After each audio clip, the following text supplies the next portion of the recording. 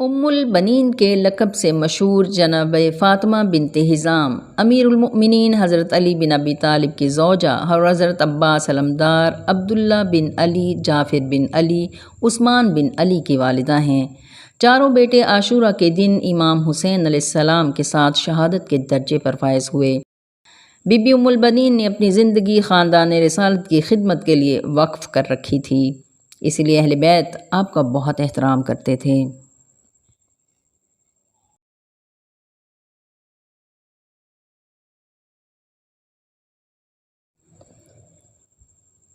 بسم اللہ الرحمن الرحیم، صلی اللہ تعالی علی حبیبہ محمد وآلہ وسلم۔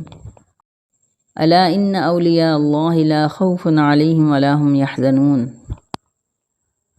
دختر رسول سیدہ فاطمہ زہرا بتول نے اپنے وصال سے پہلے حضرت علی بن ابی طالب سے فرمایا تھا، یا علی میرے بعد شادی کر لیجیے گا، جس سے اللہ مجھے ایک بیٹا دے گا جو میرے حسین کا محافظ ہوگا۔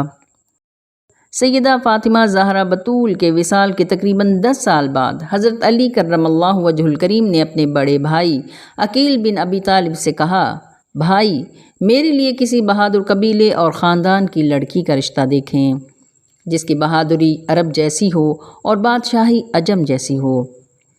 مدینہ سے 12 میل دور قبیلہ بنو کلاب تھا۔ قبیلہ بنی کلاب صف شکنی اور شیر افغنی میں مشہور تھا، شجاعت میں بے نظیر تھا۔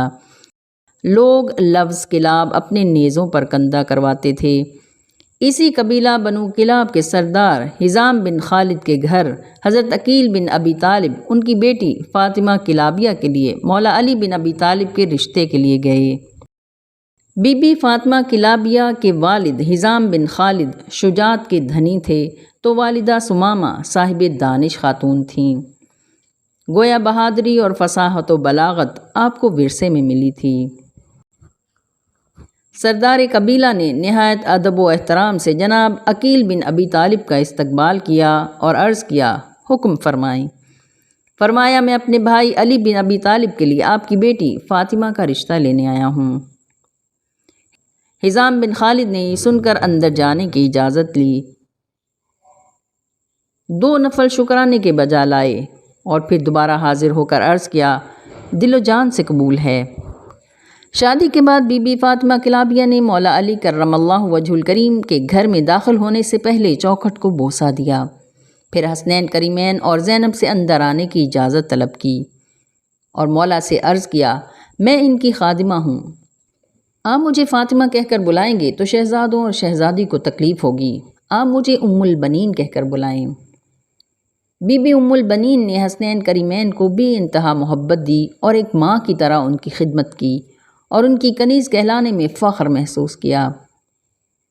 جب بی بی امید سے ہوئیں تو اللہ کی بارگاہ میں عرض کی، یا اللہ میرے پیٹ میں جو بچہ ہے اسے میں نذر کرتی ہوں تیری اور نیاز حسین کی۔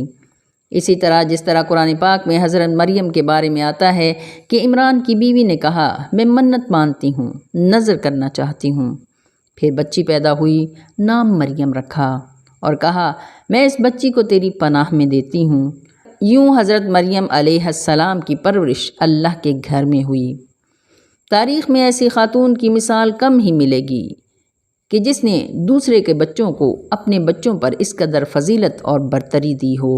بی بی ام البنین نے رسول خدا صلی اللہ علیہ وسلم کے نواسوں کی تربیت کو اپنا دینی فریضہ سمجھ کر ادا کیا اور ہمیشہ اپنی سگی اولاد پر خاتون جنت سیدہ فاطمہ زہرا بتول کی اولاد کو ترجیح دی۔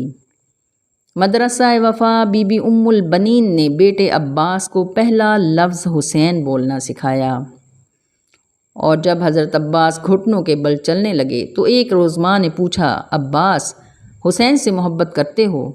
عرض کیا، جی وہ میرا امام اور بھائی ہے۔ بی بی ام البنین نے پوچھا، کیا کہا ہے؟ پھر یہی جواب دیا۔ 3 بار یہ مکالمہ ہوا۔ بی بی نے فرمایا، عباس کنیز کے بیٹے ہو کر آقا کے بیٹے جیسے بنتے ہو۔ یہ سن کر عباس نے عرض کیا، حسین میرا امام اور میرا آقا ہے۔ ایک بار مولا عباس نے اپنی والدہ سے فرمایا، اماں رب نے ساری کائنات بنائی ہے حسین کے نانا کے لیے اور مجھے بنایا ہے حسین کے لیے۔ جب کبھی عباس بچپن میں روتے تو بی بی ام البنین فرماتی، چپ ہو جاؤ، موت کو مارنے والے کا بیٹا ہو کر روتے ہو۔ حضرت بی بی ام البنین کے بیٹے عباس بن علی، عبداللہ بن علی، جعفر بن علی اور عثمان بن علی چاروں نہایت شجاع اور بہادر تھے۔ تاریخ گواہ ہے کہ میدان کربلا میں جب فرزند رسول امام حسین علیہ السلام کو کوئی زخم لگتا تھا تو وہ ام البنین کے تربیت یافتہ عباس علمدار کو پکارتے تھے۔ جب امام گھوڑے سے گرے تو بھی آپ نے عباس ہی کو پکارا۔ خاتون جنت سیدہ فاطمہ زہرا بطول کی بیٹیوں کو بھی اپنے بھائی عباس علمدار کے شجاعت پر ناز تھا۔ واقعہ کربلا کے وقت بی بی ام البنین مدینہ میں تھیں۔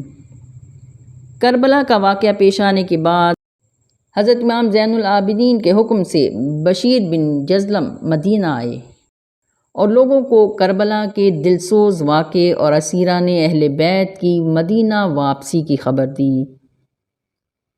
بی بی ام البنین عصا کے سہارے گھر سے باہر نکلیں اور بشیر سے حسین کا پوچھا۔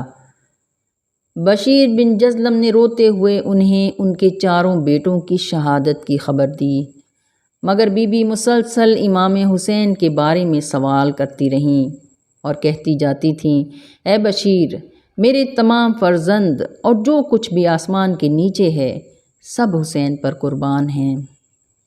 جب امام حسین کی شہادت کا سنا تو اس دل خراش خبر کو سن کر بی بی لرز گئیں اور ایک آہ بھر کر کہا، بشیر، تو نے میرے دل کی رگ پارا پارا کر دی، اور کہا، جس کا عباس جیسا بھائی ہو اسے کیسے شہید کیا جا سکتا ہے۔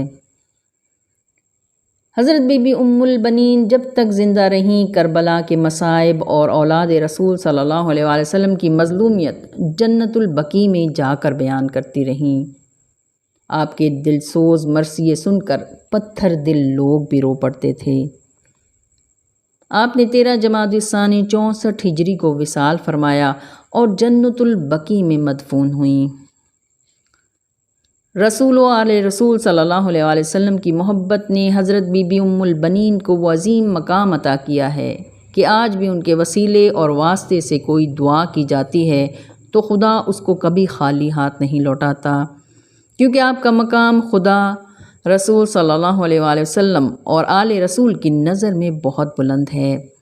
آپ کے عالی مرتبت فرزندوں جیسی فداکاری اور وفاشاری اور محبت اہل بیت پیش کرنے سے تاریخ قاصر ہے۔